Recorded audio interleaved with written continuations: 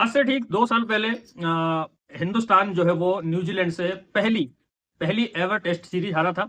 और ठीक 2 साल बाद कल रात इंदौर में, यानी कि हमारे यहाँ जहाँ मैं बैठा हूँ, वहां पे वनडे सीरीज भी हार गए। ठीक है, अब मैच देखने का तो मौका नहीं मिला क्योंकि रोहित और कोहली का इतना ज्यादा चाम था कि भैया टिकट ऐसे आए और ऐसे बिक गए। हालांकि स्टेडियम के पास गए थे थोड़ा बहुत माहौल वगैरह सब देखने के लिए।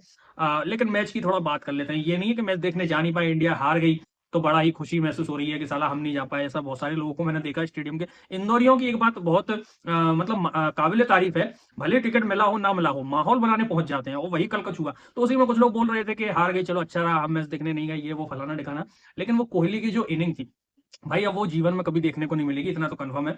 अगर कभी कहीं से आ गया, कभी अभी एक आध साल में एक आधा मैच और फंस गया, क्योंकि अभी 2027 वर्ल्ड कप में काफी टाइम है, एक आधा मैच हो गया और उस टाइम पे भी अगर टिकट मिल गई तो गनीमत है, वरना अब कोई चांसेस मुझे लगते नहीं है। मैच का देखो हुआ क्या, ये लोग जब से मतलब सबसे पहली चीज मैं अगर बताऊं तो टॉस के टाइम पे ये लोग क्या करते हैं, ये लोग ना एक मेंटेलिटी बना लेते हैं, लेकिन मुझे समझ में नहीं आता। एक तो सबसे पहली चीज तो ये कोचिंग स्टाफ का, मतलब मैं बोल ही चुका हूं, गौतम गंभीर से बात शुरू होती है, गौतम गंभीर पे बात खत्म होती है कि इतना सबसे बुरा दौर है ये, इंडियन क्रिकेट का सबसे बुरा दौर है। इतना ग्रेग चैपल के भी टाइम पे नहीं हुआ था। हालांकि ग्रेग चैपल का दौर सबसे बुरा दौर माना जाता है, लेकिन उस इंसान की एक बात थी कि वो ऑस्ट्रेलियन माइंडसेट लाना चाहता था, ऑस्ट्रेलियन कल्चर इंडियन क्रिकेट में लाना चाहता था, जो कि उस टाइम में नहीं ढल पाए प्लेयर, इसलिए उसको बुरा बोलते हैं। लेकिन सबसे बेस्ट एरा अगर मैं बोलूं तो गौतम गंभीर एरा है इंडियन क्रिकेट टीम के लिए। क्योंकि अगर एक लिहाज से देखा जाए, कॉन्फिडेंस लेके ये टीम आई थी।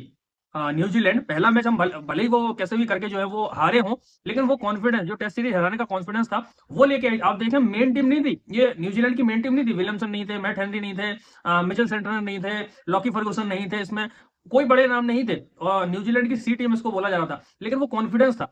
ये करंट इंडियन टीम को कॉन्फिडेंस ब्रेक करना भी नहीं आता है।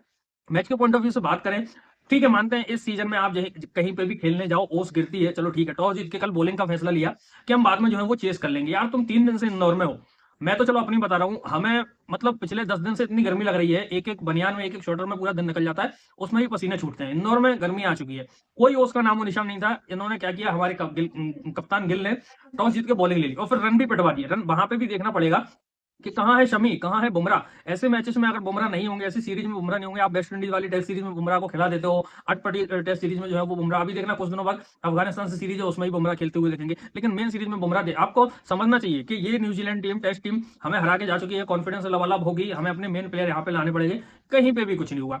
उसके बाद शुरुआती ब्रेक थ्रू जरूर मिले, अच्युत राणा और अर्शदीप सिंह आए थे इस वाले मैच में, मिले, लेकिन उसके बाद फिर डेरिल मिचेल, मैं बोलता हूँ उसको इंडिया बहुत पसंद है, सेमीफाइनल में भी सांसें अटका देती। वो 19 नवंबर देख के हम रोते हैं, क्या पता 2 दिन पहले हम 17 नवंबर पर रो रहे होते अगर इसका बल्ला और थोड़ी जल्दी चल जाता। ठीक है, उस टाइम तभी से ये बंदा जो है वो चलता हुआ चला आ रहा है और इस सीरीज में तो भाई प्लेयर ऑफ द सीरीज लेके गया है। कल भी उसने फोड़ दिया। और गिलेन फिलिप्स ने पूरा साथ दिया है, 337 रन। ऐसा नहीं था कि चेजेबल नहीं था, लेकिन ऊपर से किसी ने भी जो है वो कंट्रीब्यूट नहीं किया। टॉप ऑर्डर पूरा का पूरा ढेर।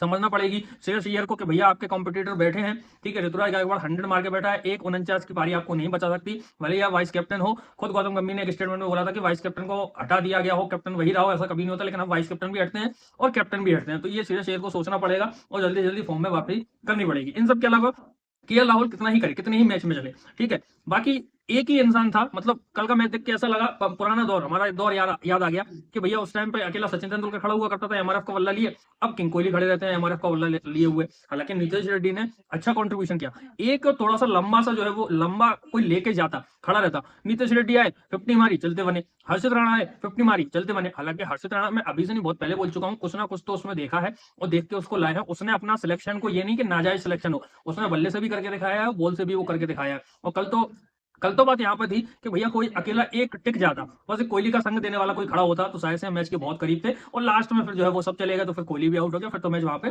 खत्म हो गया। तो इस हिसाब से जो है वो हमारी कल बहुत ही तगड़ी वाली बेइज्जती हुई। ठीक है, अब फिर से जवाब मांगेगी बीसीसीआई और फिर से वही रिमर्स आएंगे कि हटाने का, गौतम गंभीर की जगह इसको लाएंगे उसको लाएंगे, और फिर जो है वो अगली सीरीज आने तक, यानी कि वर्ल्ड कप आने तक फिर क्लियर हो जाएगा कि भैया नहीं, अब 2027 तक गंभीर ही कोच रहेंगे। तो उल्टे दिन कितना स्टार्ट करोगे, कितने दिन बचे 2027 वर्ल्ड कप में, क्योंकि वर्ल्ड कप जैसे ही खत्म होगा तभी गंभीर का टेंडर खत्म होगा, तभी से ऐसे नया कोच आएगा और नई जो है वो एक युग की शुरुआत होगी। जय हिंद, धन्यवाद।